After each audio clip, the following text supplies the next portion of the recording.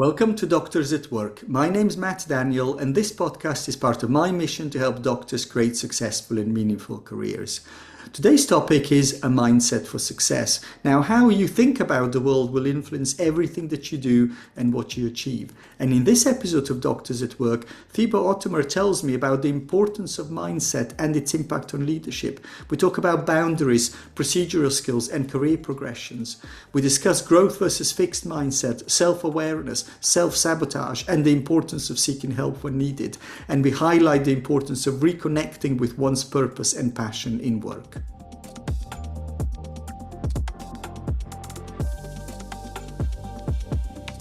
Welcome, Thibaut. Tell me a little bit about yourself. Hey Matt, thank you for inviting me. So my name is Thibaut. I am the founder of Liberty Coaching, and we help purpose-driven leaders who feel stuck and insecure and not enjoying their job and life anymore. We actually help them to regain their clarity and their confidence and balance in their work life. Yeah. We do that by offering private coaching programs, coaching boot camps, leadership talks, and events. Yeah. I just love to do that. I think I have to say this is my job, but this is just what I love to do. And it's really amazing to help leaders, help them in their journey of self-discovery and taking back their power. Yeah. And So that's a bit what I do. that's exactly the topic for us today, because the topic for us today is mindset, and particularly mindset as it applies to leadership. And you have an enormous amount of experience with working with different leaders from various different sectors. And I'm interested, what is this thing called mindset? Why does it matter? Ooh, that's such a big question. I love it. Mindset is very simply said what it says, how the mind is set. How Okay. is your mind set for success? How is your mind set to achieve your goals? How is your mind set to operate in life? Yeah. If we can compare it, we can think that your mindset is like your operating system for your device that is your body, Yeah. right? So what is the software you're using? How are you using your knowledge for your best outcomes? Yeah. And so I'm wondering, okay, is this different for every person? And if so, where does it come from? And why do we all have it the same, or we have it differently? And where does it all arise from? Well, we all do it differently because we're all unique, Yeah. right? And we can say that some people have a tendency of having a more positive mindset and other people a more negative mindset, right? Okay. It depends how you approach life. Okay. Also, that doesn't mean that if you have a certain tendency that you can't change that, right? Because we always have free will. We always have a choice. We can Okay. always change the way we think about ourselves, other people, and the world. Okay. Okay. And where does mindset come from? How does it develop? Where does it come from? Well, it comes all from inside of you. Yeah. And you develop by being aware of it. Okay. Yeah. You can just live an unconscious life and just go with whatever is happening in life, living a more passive life, let's say, or you can become very conscious about your mind. You can be very conscious about the things you say to yourself, Yeah. how you are talking to your brain, because you have to know that your brain is your most loyal servant. Yeah. It does everything you tell it to. So yeah, better become aware of it and create understanding of it and use it to your advantage. Yeah, yeah. I wonder. So I'm thinking in mindset. If I'm thinking one thing that's a challenge for me, and so to maybe I'll tell you that, and then or you can tell me where the mindset is in that. So one of the challenge for me is having boundaries in terms of what I do and how I work.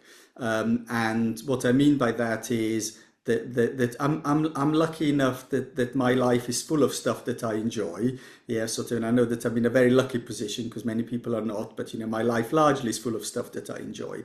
But the problem that I have is the stuff that I enjoy, and then I do more of it, and I do more of it, and I do more of it.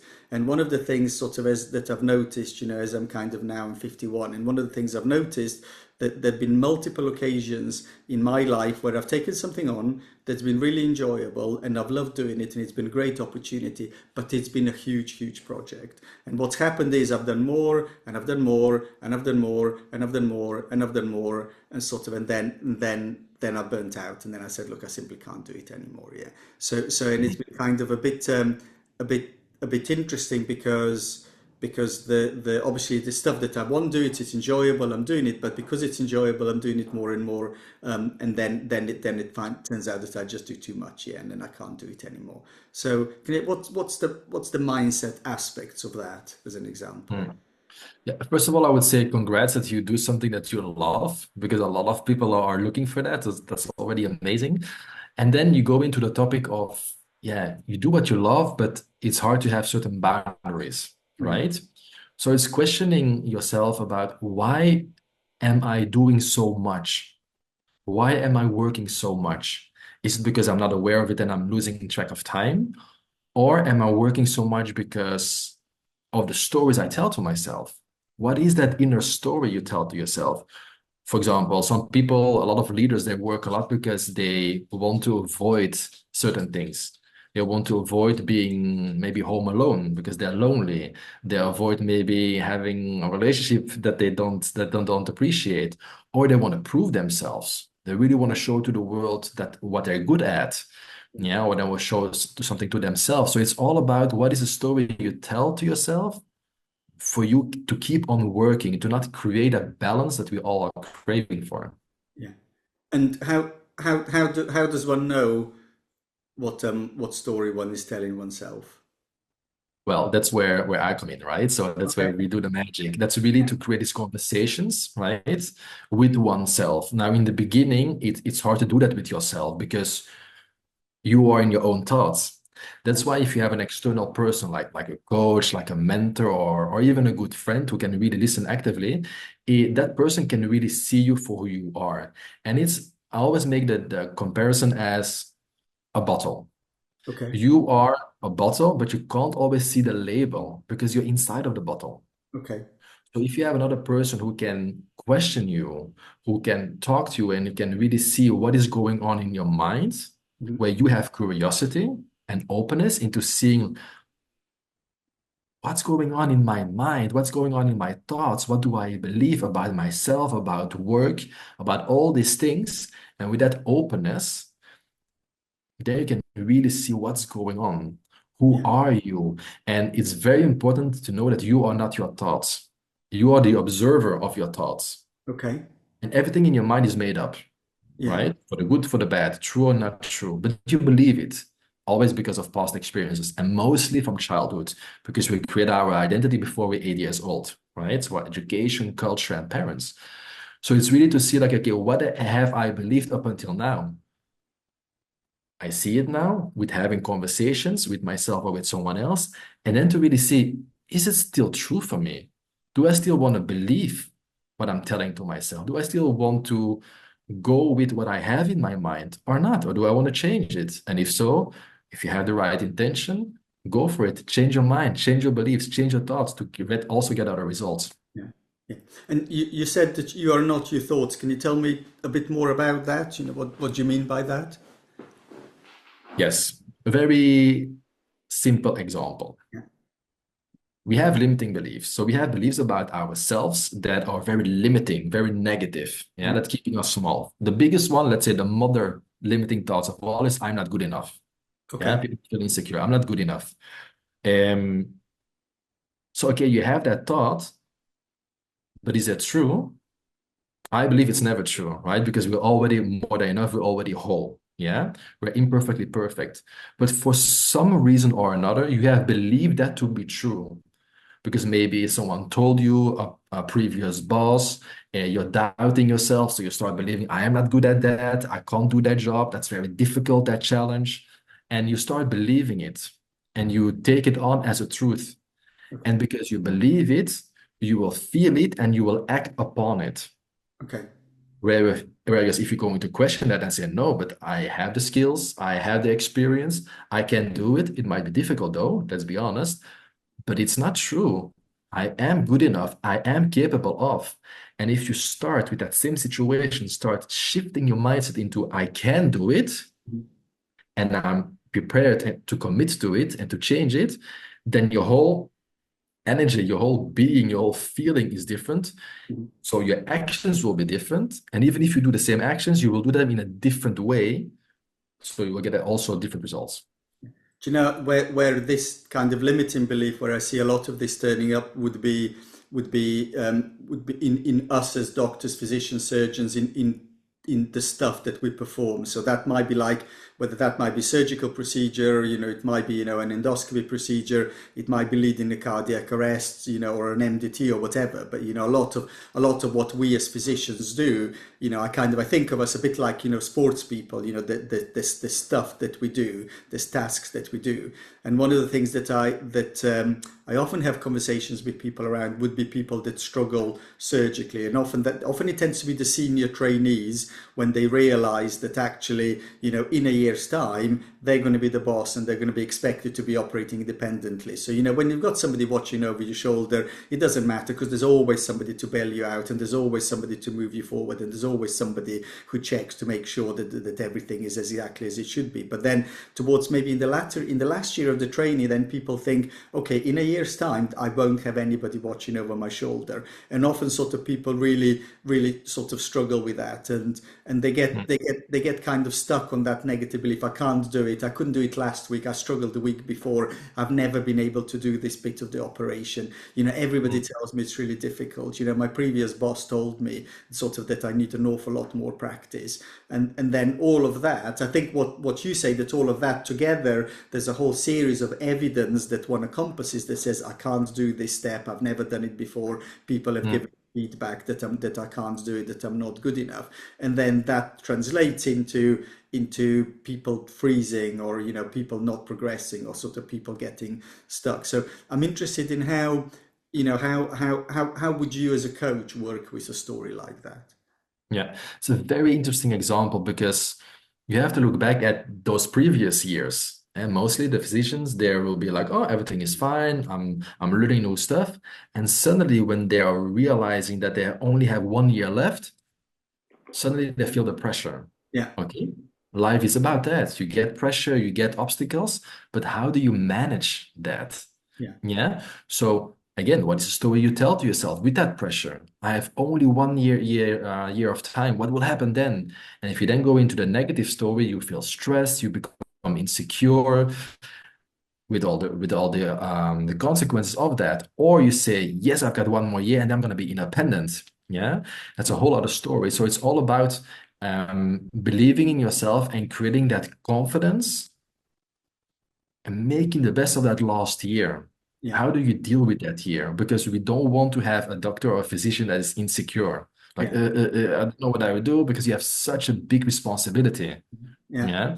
So it's really to become aware of, okay, how do I want to deal with this? How am I dealing with this situation in my current situation? yeah, How do I want to be at that end of the year? Yeah, think about that identity and the mindset you want to have when you graduate or when that year is ending and you become independent, and then work on what is missing.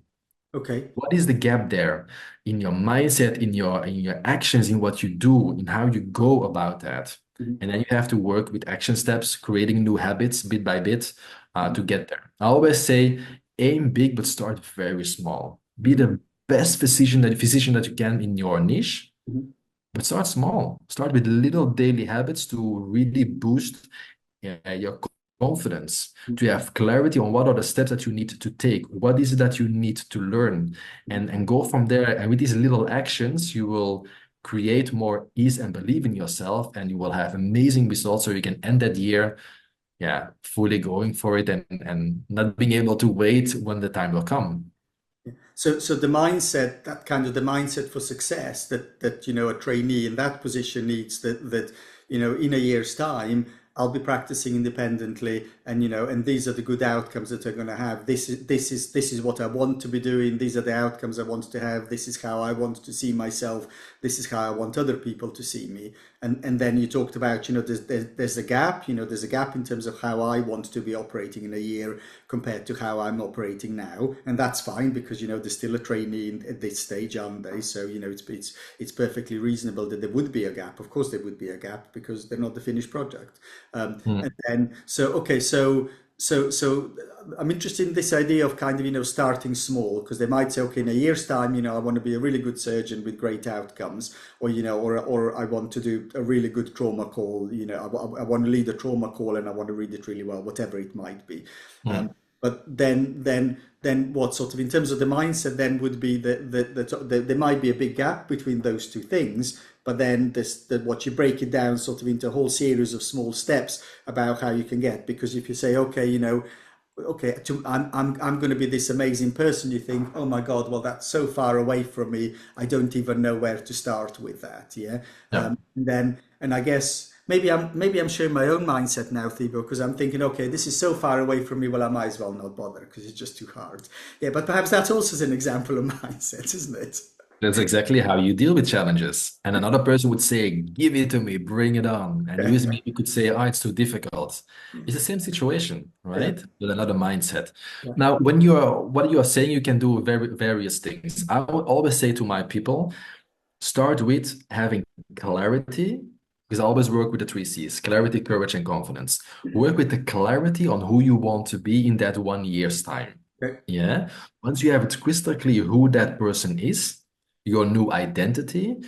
start visualizing it, because your brain doesn't know the difference between what is true and what is not true, what is real, what is not real, what is inside, what is outside.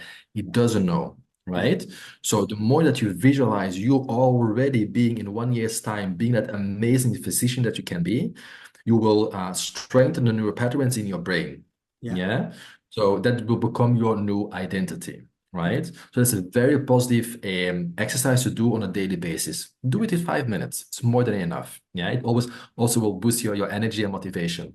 Now, once you have done that, you can use a top valley method. And that's really thinking, I am on the top of the mountain, so I'm already there in 1 year's time. What were all the steps that I've taken to then go back to today? So Okay. start at the top. I'm Yeah. already successful. Yeah. What have I done? What have I studied? Yeah. Which resources did I need? Who did I spoke to? Who was my mentor? Did I need to improve? What are my weaknesses, quote unquote, my strength and so forth and so on. And start going down up until today. And you have all those steps. Yeah. Now, then the third thing is you have all the steps. So these are your actions. Yeah. But I say results equals not only actions, it's actions plus belief. So Okay. you can know what you need to do, have the clarity about it, and be focused around it. But it's also how do you go about it? What Okay. is it that you believe about yourself while you're doing those actions? We can say like, yeah, I have to take that extra course, and it's gonna be hard, and I have to do that next to my job and so on. Or you can say, hey, I'm gonna do this. It's gonna be amazing. It's just simple. It's just for 1 year. I'm gonna give my all, and I'm gonna work on it because I've got this intention and I've got that outcome in my mind. So if you have clarity on your actions and the full belief in yourself, you can only succeed. Yeah. Yeah. Yeah. But you used the term identity several times. What's identity? Identity is the image that you have about yourself. Okay. Who are you? You can always choose a new you. Yeah. Okay. So I always like to say that we are like onions. Yeah, like for example, I live in Barcelona, and in Spanish we use the metaphor of onion a lot. So we are actually onions, but we have our full potential inside of us, the Okay. full light, the full knowledge, that inner leader that we are. But there are so many layers of these limiting beliefs, so many layers of past experiences. Because then with that patience, I messed it up, and then happened that, and that, that person said that to me, and so forth and so on. But if we remove all these fears and these blocks and these limitations, you really are able to know that inner leader that you have inside of you, grow it as well, and show it to the world. So you Yeah. can also create better results, better impact with your patients, but also with yourself. I hope you're enjoying the show. Please click subscribe so you'll be notified when new episodes become available. This podcast is part of my mission to help doctors create successful and meaningful careers. you can be part of that mission too by forwarding this show to one person who you think might benefit from listening. Thank you. Now on with the show. I mean, I'm interested because a lot of people will say, well, I have a personality, I'm Matt, this is my background. I can't change my ethnicity and where I grew and who my parents were, and all of that's fixed. And this is my personality and this is my Myers-Briggs score, etc., etc. And, some people will say, that's all fixed. I mean, how does that relate to identity? Because you've outlined not something, this is Matt, this is his personality, this is his background, this is how he is, this is how he's always been. You've outlined a very, very different view of humanity. Yeah. So that's basically a fixed mindset versus a growth mindset, Yeah, right? And I love it when I have people like that because it's basically saying the same as, for example, I'm a Taurus. I'm born in May, beginning of May. Oh, I'm a Taurus, so I'm stubborn. yeah, That's it. I'm not gonna change it. Hey, I have that kind of mindset. I am born that way. I was born in that culture or with these kind of parents, or I'm not good at that. yeah, That's actually a very dangerous place to be in because if you really believe that you can't change, then yeah, why are you here? yeah, Right? We're here in life to change. That's why you took on that education. You took that master, that whatever it is that you studied, because you want to change something. You want to change the world. You want to help your patients, yeah, right? So it's all about going from a fixed mindset to a growth mindset. yeah, Yeah. It's not easy. yeah. Yeah. I always say it's very simple, but not easy. Yeah, yeah. I mean, are there? I'm interested in your thoughts. Sort of, are there people out there that are kind of stuck in that? Well, this is how I am. This is how I've always been. Are there lots of people stuck in that? Do you think, or is it, or are most people kind of growing and learning and developing? I mean, we've got a little bit of everything in the world, and that Yeah, makes the world so interesting, with all the different ingredients, we had this special sauce of humanity. yeah, Now, a lot of times, people who say I can't change that, they yeah. are in their victim mindset, Okay. right? Because in the end of the day, are you in a victim mindset, or are you thriving, or you're just basically surviving? Yeah, Yeah, it's very easy to say, yeah, I can't do that. yeah, Yeah, okay, good for you, but are you feeling happy with that idea about yourself? yeah, If you aren't, change your identity. yeah. Change what you think about yourself. Yeah. What do you mean by victim mindset? So with the victim mindset is basically taking away your power, Okay. right? It's saying, I can't do that because it's difficult, and the market is like that, and there are too many doctors already out there in my region and all of that. And that's playing a victim. Okay. But we don't want that, right? It's not going to help you how to deal with situation. Not going to get more patience neither, right? If the it, of course you have deeper layers where that comes from. We call it an inner saboteur. The saboteurs in your mind, right? One of the saboteurs is the victim mindset. Yeah. Yeah, it comes from the past. So if we go deeper and understand where it comes from, we can also consciously change it. Mhm. Yeah. Mhm. So I tell you, I see so much of that amongst doctors. Sort of, it's incredible, and I tell you, one of the things that's really topical at the moment in UK is that there are more doctors than jobs, which I know sort of for a lot of the world that's always been the case, because you talk about sort of Spain, there's always been doctors are competing for patients, and sort of similar thing maybe happens in US, but in UK historically we've not been used to that. So people are kind of struggling around. The trainees are worried, will I get a job, will I get a training program, and sort of, and certainly if one goes on Twitter or anything like that, boy is it doom and gloom. And it's interesting because it's often it's not true, because if you look at the headline figures, say these are the competition ratios, but then if you actually sort of delve deeper, you realize there are lots of people that are applying for lots of different jobs. So it's actually nowhere near sort of as difficult as people think. But I'm guessing, in terms of the mindset, you're going to have some people that are going to look at those competition ratios and say, I'm never going to get a job. I'm never going to get a training post. This is so difficult. And then that kind of mindset then creates certain behavior versus another mindset that says, okay, well, this is difficult, so that means, I have to be at the top of my game, or I can be flexible. I say, how can I play the numbers game?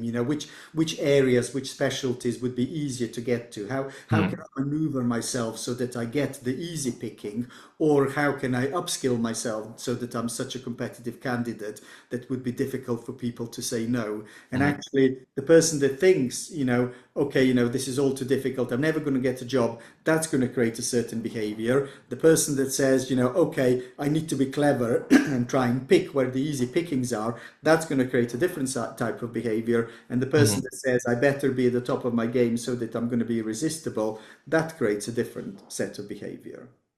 Yeah, for sure. When you are speaking, what comes to my mind is the importance of your why. Okay. Why are you doing what you are doing? Yeah. Why did you decide to become a doctor in the first place? Did you do it for the money? Or did you do it because you really want to help people? Yeah. Like I want to help people in my field as a coach, right? Why did you become a physician, a doctor? Yeah. You studied for so many years to then go into the field and then just easily give up?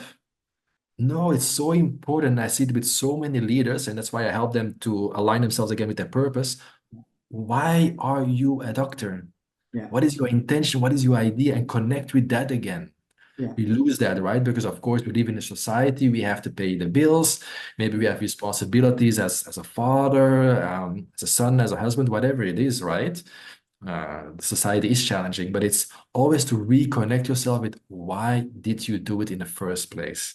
Yeah. And if you connect with that, with your purpose, with your why, you can really lead from the heart, right? And then I truly believe that we are all magnets, then you will attract your patients. It will come in a different way and you will enjoy the same challenges in another way because you know why you are doing it. This will give you motivation when things become challenging. I mean, how does one connect with that? Because in healthcare, much healthcare, there's lots and lots of burnout. Physician suicide is a real problem. We got lots of people are leaving or looking for alternative careers, and I think it's or maybe I'm sort of showing my victim mindset that it's very hard. It's hard. So how I mean how does one capture that why, and how does one hold on to that when things are difficult? Well, the why is your own story, right? So it's to understand, yeah, why did you do it and go deeper, deeper, deeper. I love to ask 9 times why. Okay. Why have you done that? And why have you done that? And why? You have to go so deep that it gets you actually emotional. It touches something in you. It Yeah. gives you goosebumps, right? And if you do it for another reason, maybe it is because, yeah, people want to have security or money, it's fine, but know why you're doing it. Yeah. Yeah. And I also want to mention, Matt, that it is so important to be very honest, right? Honest with yourself and life. Yeah, it can be challenging, right? We're not saying that, but the obstacle is the way. Yeah, how do you deal with that challenge? Now, I also want to say everyone needs help, right? And oftentimes people are putting doctors on a pedestal because they are so wise and they're doing such noble jobs, but also doctors and physicians, they need help. Even more so because they have so much responsibility and maybe they have so much workload. So they also need to be heard. They also need to be seen. They're dealing with stress. They also need to work not only with their minds, but have a balance and to fill up all the different roles they have. So it's about being honest with yourself that if you also need some help, we have to put away our pride and our ego and really, find someone that we can talk to. Is it not your partner? Is it not a friend? Then maybe someone professional. Doesn't matter as long if you have that support system around you.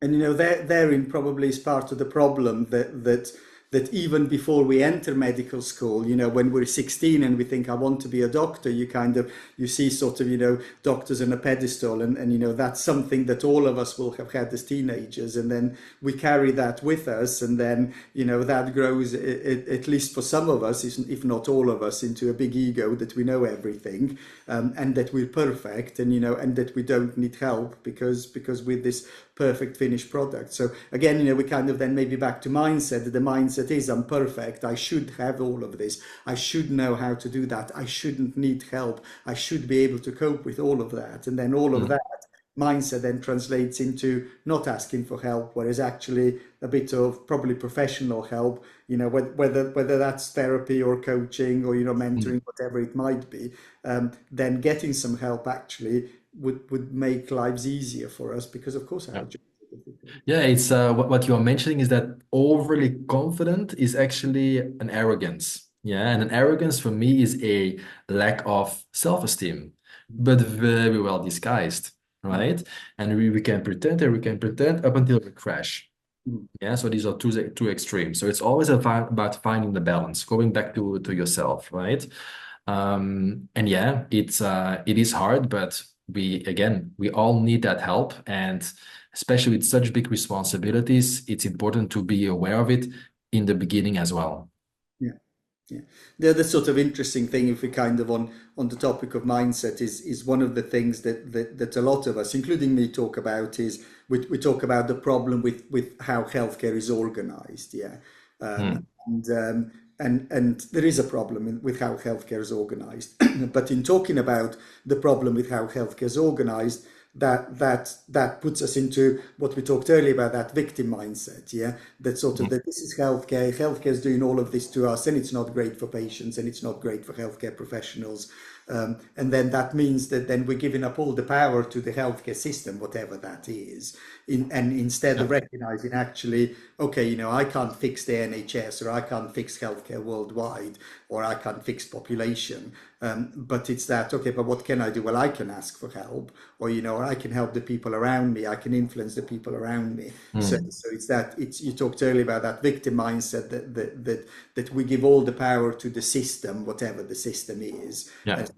and we forget that actually there are things that we ourselves can do. That doesn't change the fact the system's a problem, but there is things that we ourselves can do also. Yeah, I mean, we can decide to complain about the problem that is there. Again, we're not going to avoid the problem. It's there, but we can complain about it, or we can find a solution. Yeah, Yeah, which side of the problem are you standing and choosing to be? Yeah. Again, if you find a solution, it is still hard, but you're looking for a solution. That's on the one hand. On the other hand, as well, I really believe that we need a big change in the systems in all levels, in all different sectors. And there is a big shift going on. And that's why it's so important to be part of a community. Yeah. Find your own community, the people in your sector, in your niche, and really go and find solutions together. uh-huh. Yeah, you can change your own world, your own close environment, and if everyone does that, and you come together in a community, this is how you change the world. This is how the world has been changing in the past as well. You just have to have the courage to show up, the courage to share, the courage to change your mindset, and the courage to really say, "Hey, what can we do about this?" Yeah. Bit by bit. Yeah, and together with so many different minds and perspectives with that creativity and with that motivation, you actually can change the system with patience, of course. So that focus on community, that that the because the problem is that I might say, okay, I want to change the NHS, yeah, but as one person, I'm not going to do that. At least I haven't done it so far, yeah. So I can. There's something within my influence. I can do stuff that's within my influence, that's immediately around me, but that's limited, isn't it? Because the stuff that's immediately around me, that's limited. But what you're saying, that if focusing as well as my immediate sphere, if I focus more on finding people that are like me and building a community, then those kind of communities can change the NHS in a way that one single person can't. Yeah. Yes, we can think I am limited, or we can think, what if I'm unlimited? Yeah. Yeah, it's about the ripple effect. If you put there was like I saw like a research, a video, a very visual, how they put a drop of water into the water bit by bit, and then it becomes a big wave. Yeah. It's about the ripple effect that you, as one person, can create. Yeah. You already have your network. And if you, with the right intention, go spread that word with your network and inspire them, they will also talk and inspire their people, and they're their people, and they're their people. And this is how you really can create a big shift in your own local community and go further and further away. You used the phrase inner leader earlier. Sort of what do you mean by the inner leader? The inner leader is, yeah, the potential we have inside ourselves. Okay. Yeah, oftentimes we want to be a leader, and I was one of them in the beginning. In my first jobs where I was a leader, I did a lot from ego. Yeah, and it's good about I have the position and I have the power, and now I have to act that a certain way because of past generations and the stigma we have around leadership. Yeah. Yeah, now everything is changing. It's how do you lead your own life? Yeah, I truly believe we are the creator of our own lives. So we are the leader of our own life. So if you can tap into how do you lead yourself, your life, your job, your family, and have everything in balance, that will also result in how you stand Yeah. and step up as a leader in your job. Yeah. Yeah. And it's to get become friends with that inner leader of you. Yeah. And take it out and do it from the heart. And if you show it that way, you can really inspire people. And you do that often by actually not doing much, but just by being that leader, you show how people can also lead. Yeah, you inspire them, you help them, you guide them to also be their own best version. But you can also do it if only do it if you walk the talk. If you're working on yourself to be your own best version, to be the best leader, then only you can do the same for other people.